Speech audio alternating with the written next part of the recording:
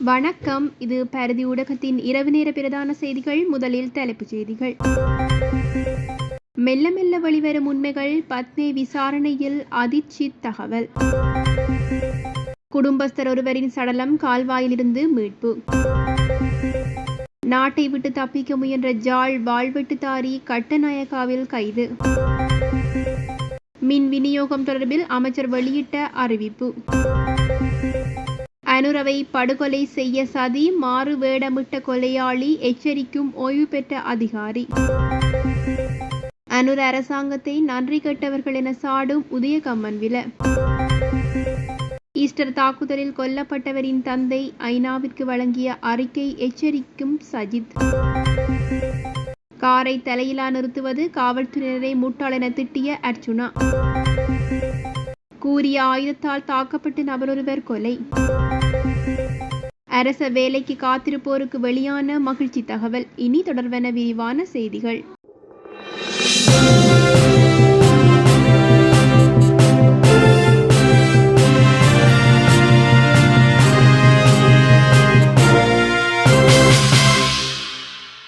தற்போது குற்றப்புலனாய்வு திணைக்கள தடுப்பு காவலில் உள்ள ஒழுங்கமைக்கப்பட்ட குற்றக்குழு உறுப்பினர் தெகல் பத்திர பத்மே கொழும்பு துறைமுக பொலிஸ் நிலையத்திற்கு அழைத்து செல்லப்பட்டு மேல் மாகாண வடகுற்ற தடுப்பு பிரிவினரால் விசாரணைக்கு உட்படுத்தப்பட்டுள்ளார். விசாரணையின் போது கனேமுல்ல சஞ்சீவ மற்றும் கம்பகா பஸ் பொட்டா ஆகியோரை கொலை செய்வதற்கு தானே திட்டமிட்டதாகவும் அவர் ஒப்புக்கொண்டிருப்பதாக அதிகாரிகள் தெரிவித்துள்ளார்கள். அதே நேரம் கம்பகா ஒஸ்மன் மீதான கொலை முயற்சியில் நேரடி காரணம் தனக்கு இல்லை எனவும் தம்மிட்ட அவிஸ்க மற்றும் கமாண்டோ சலிந்த் ஆகியோரின் கோரிக்கையின் பேரில் ஒத்துழைக்கவும் அவர் குறிப்பிட்டுள்ளார். ஹொக்கையின், ஹெரோயின், குஷ் ஐஸ் மற்றும் கேரள கஞ்சா உள்ளிட்ட நாட்டின் பரவலாக உள்ள அனைத்து போதைப் பொருட்களையும் தான் விற்றதாகவும் பத்மே ஒப்புக்கொண்டுள்ளார்.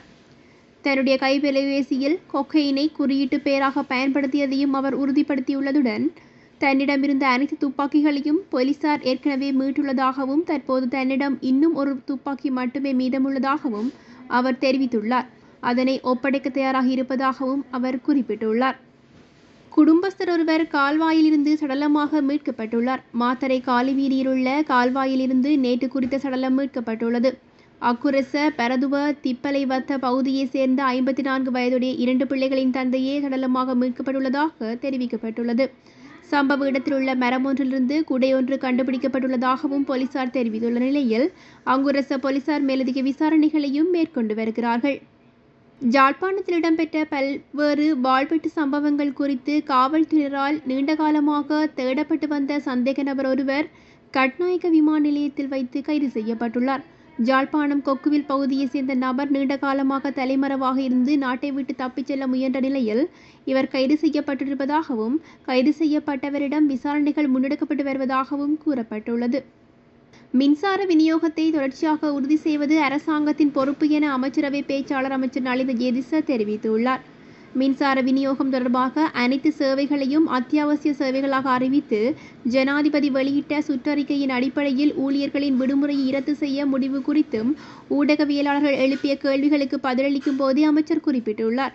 மின்தடையை அனுமதிக்க அரசாங்கம் தயாராக இல்லை. இது ஒரு அத்தியாவசிய சேவையாக மாற்றப்பட்டுள்ளது. எனவே தயவு செய்து தொடருங்கள். வேலை செய்ய முடியாவிட்டால் இழப்பீடு பெற்றுச் செல்லலாம்.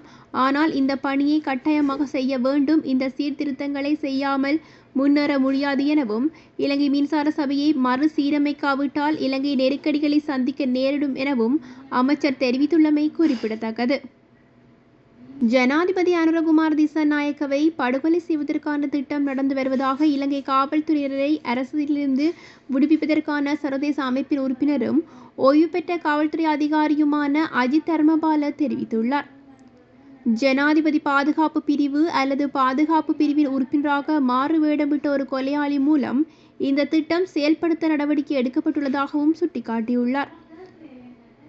இதன் காரணமாக ஜனாதிபதியின் பாதுகாப்பு நடவடிக்கைகள் கடுமையாக்கப்பட்டுள்ளதாகவும் அவர் வலியுறுத்தியுள்ளார். இந்த தகவல் மிகவும் நம்பகமான ஆதாரங்களிலிருந்து பெறப்பட்டதாகவும் அதனை புறக்கணிக்க முடியாது எனவும் அவர் கூறியுள்ளமை குறிப்பிடத்தக்கது.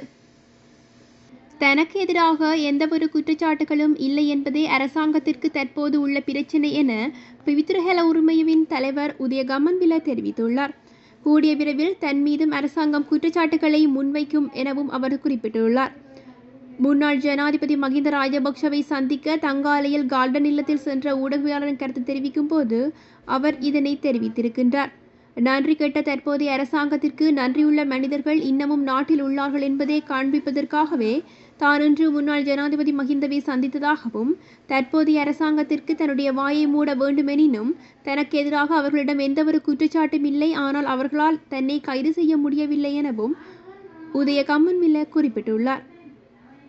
உயிர்த்த ஞாயிறு தின குண்டு தாக்குதலில் கொல்லப்பட்ட இளைஞர் ஒருவரின் தந்தை ஐக்கிய நாடுகள் மனித உரிமைகள் உயர்ஸ்தானிகர் அலுவலகத்திற்கு அளித்த அறிக்கையில் இலங்கைக்கு பாதகமான தாக்கத்தை ஏற்படுத்தும் என சஜித் பிரேமதாச குறிப்பிட்டுள்ளார். நாடாளுமன்றத்தில் உரையாற்றும் போது இந்த விடயத்தை மேலும் அவர் குறிப்பிட்டிருப்பதாக தகவல்கள் வெளியிடப்பட்டிருக்கின்றது. உயிர்த்த ஞாயிறு தாக்குதல் மிகவும் கொடூரமான ஒரு தாக்குதலாக இலங்கையில் அமைந்திருப்பதாகவும், இன்னும் அதன் குறித்து எந்தவிதமான தகவல்களும் வெளியிடவில்லை எனவும், பாதிக்கப்பட்டவர்கள் உயிர்த்த ஞாயிறு தின தாக்குதல் தொடர்பிலே நீதியான விசாரணைகளை வேண்டி நிற்கிறார்கள் எனவும் குறிப்பிட்டிருக்கின்றார்.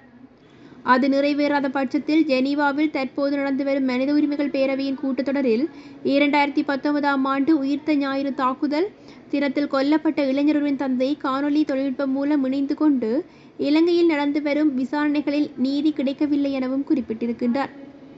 இதுபோன்ற விடயங்கள் நாட்டிற்கு பொருத்தமில்லாத விடயங்கள் என்பதனால் இங்கு பாதிக்கப்பட்டவர்களுக்கு உரிய நீதி நிலைநாட்டப்பட வேண்டும் எனவும், இதேவேளை பாதுகாப்பு பிரதி அமைச்சர் அருண ஜெயசேகரவிற்கு எதிராக அவநம்பிக்கை பிரேரணையை நிராகரிப்பதற்கு ஏதுவான காரணங்கள் அமைந்திருப்பதாகவும் சபாநாயகர் சபைக்கு சமர்ப்பிக்க வேண்டும் எனவும் குறிப்பிட்டிருக்கின்றார். பிரதி அமைச்சர் அருண ஜெயசேகர தொடர்பிலே தனக்கு தனிப்பட்ட எந்த பிரச்சனைகளும் இல்லை. தற்போது பதில் பாதுகாப்பு அமைச்சராக பதவி வகித்து வருகிறார். அவருக்கு எதிராக நம்பிக்கையில்லா தீர்மானம் ஒன்றை கொண்டு வந்ததன் பின்னர் அதை நிராகரிப்பதற்கு அடிப்படையாக இருந்த செயலாளர்கள் குழாமின் அறிக்கைகள் மற்றும் சட்டமா அதிபரின் அறிக்கைகள் உள்ளிட்ட ஏனைய விடயங்கள் இந்த சபைக்கு சமர்ப்பிக்கப்பட வேண்டும் எனவும் சஜித் பிரேமதாச குறிப்பிட்டுள்ளார். கொழும்பில் கடமையில் ஈடுபட்ட காவல்துறை உத்தியோகத்தரை முட்டாள் என நாடாளுமன்ற உறுப்பினர் அர்ஜுனா ராமநாதன் கேள்வி எழுப்பும் காணொலியொன்று தற்போது வெளியாகியுள்ளது. கொழும்பில் மிக பரபரப்பான வீதியான கோட்டை தொடருந்து நிலையத்திற்கு முன்பாக காணப்படும் பேருந்து நிறுத்தும் பகுதியில் காரை நிறுத்தியமைக்காக நாடாளுமன்ற உறுப்பினர் அர்ஜுனா ராமநாதன் அப்போது கடமையில் இருந்த காவல்துறை உத்தியோகத்தரிடம் விளக்கம் கோரியிருக்கின்றார். இதன்போது காரை குறித்த இடத்திலேயே நிறுத்தினீர்கள் என கேட்ட கேள்விக்கு, காரை இங்கே நிறுத்தாமல் உங்கள் தலையிலா நிறுத்துவது என காவல்துறை அதிகாரியிடம் அர்ஜுனா கேள்வி எழுப்புவதற்கான காணொலிகள் பதிவாகியுள்ளன. இலங்கையில் காணப்படும் வீதி கோவை சட்டத்திற்கு அமைய பேருந்து நிறுத்தும் இடத்திலிருந்து ஒரு வாகனம் சரியாக 200 மீட்டருக்கு அப்பால் நிறுத்தப்பட வேண்டும். எனினும் நாடாளுமன்ற உறுப்பினர் பேருந்து தரிப்பிடத்திலேயே வாகனத்தை நிறுத்தி வைத்துள்ளமை காணொலியாக பதிவாகி இருப்பதனால் கேள்வி எழுப்பப்பட்டுள்ளது. இதுதொடர்பிலே விளக்கம் கோரிய போக்குவரத்து போலீசாரையும் அர்ஜுனா குறித்த பகுதியில் தன்னுடைய கார் நிறுத்தியது மாத்திரமல்லாமல் கடமையில் ஈடுபட்ட காவல்துறை அதிகாரியிடம் முரண்பட்டதாகவும் பதில் வழங்கவில்லை எனவும் காணொலி வெளியாகி இருக்கின்றமை பேசுபொருளாகியுள்ளது. ஹெமந்தகம போலீஸ் பிரிவிற்குட்பட்ட பலவத்கம பகுதியில் கூறிய ஆயுதங்களால் தாக்கப்பட்ட நபரொருவர் கொலை செய்யப்பட்டிருப்பதாக போலீசார் தெரிவித்துள்ளார்கள். சம்பவத்தில் 21 வயது இளைஞனே உயிரிழந்திருப்பதாகவும் தனிப்பட்ட பிரச்சினை காரணமாக கொலை சம்பவம் இடம்பெற்றிருப்பதாகவும் போலீசார் குறிப்பிட்டுள்ளார்கள். சம்பவம் தொடர்புடைய கருதப்படும் 23 வயதுடைய இளைஞர் ஒருவர் கைது செய்யப்பட்டதோடு மேலதிக விசாரணைகளை போலீசார் மேற்கொண்டு வருகின்றமையும் குறிப்பிடத்தக்கது. அரசு சேவையில் சுமார் 70,000 ஊழியர்களை இணைத்துக் கொள்வதற்கான அமைச்சரவை அனுமதி கிடைத்துள்ள நிலையில் சுகாதார சேவைக்கு 1900 பேரை ஆட்சேர்ப்பு செய்யப்பட உள்ளதாக சுகாதார மற்றும் வெகுஜன ஊடக அமைச்சர் நலிந்த ஜேதிச தெரிவித்துள்ளார். அத்துடன் எதிர்வரும் ஏப்ரல் மாதம் முதல் சுகாதார ஊழியர்களுக்கு மோட்டார் சைக்கிள் வழங்கும் விசேட திட்டம் ஒன்றும் சுகாதார அமைச்சரால் ஆரம்பிக்கப்பட உள்ளதாகவும் அமைச்சர் சுட்டிக்காட்டியுள்ளார். அம்பாறையில் மாவட்ட சுகாதார துறை அதிகாரிகளுக்கு இடையில் இடம்பெற்ற விசேட கலந்துரையாடல் நிகழ்வொன்றின் போது அவர் இதனை குறிப்பிட்டிருக்கின்றார். அம்பாறை மாவட்ட சுகாதார அதிகாரிகள் என்ற வகையில் இம்மாவட்டத்தின் சுகாதார சேவைகளை அபிவிருத்தி செய்த நடவடிக்கை எடுக்கப்பட வேண்டும், அது மிகவும் அவசியம் எனவும், சுகாதார சேவையில் குறைபாடுகள் உள்ள போதிலும் அவற்றை கருத்தில் கொள்ளாது நோயாளர்களுக்காக சுகாதார ஊழியர்கள் அர்ப்பணிப்புடன் செயற்படுகிறார்கள். சுமார் 70,000 ஊழியர்களை அரசு சேவையில் இணைத்துக் கொள்வதற்கான அமைச்சரவை அனுமதி கிடைத்துள்ளது எனவும், அவ்வாறு ஆட்சேர்ப்பு செய்யப்படுபவர்களில் குறிப்பிடத்தக்க எண்ணிக்கையிலானவர்கள் சுகாதார ஊழியர்கள் எனவும் அவர் மேலும் கூறியிருக்கின்றார்.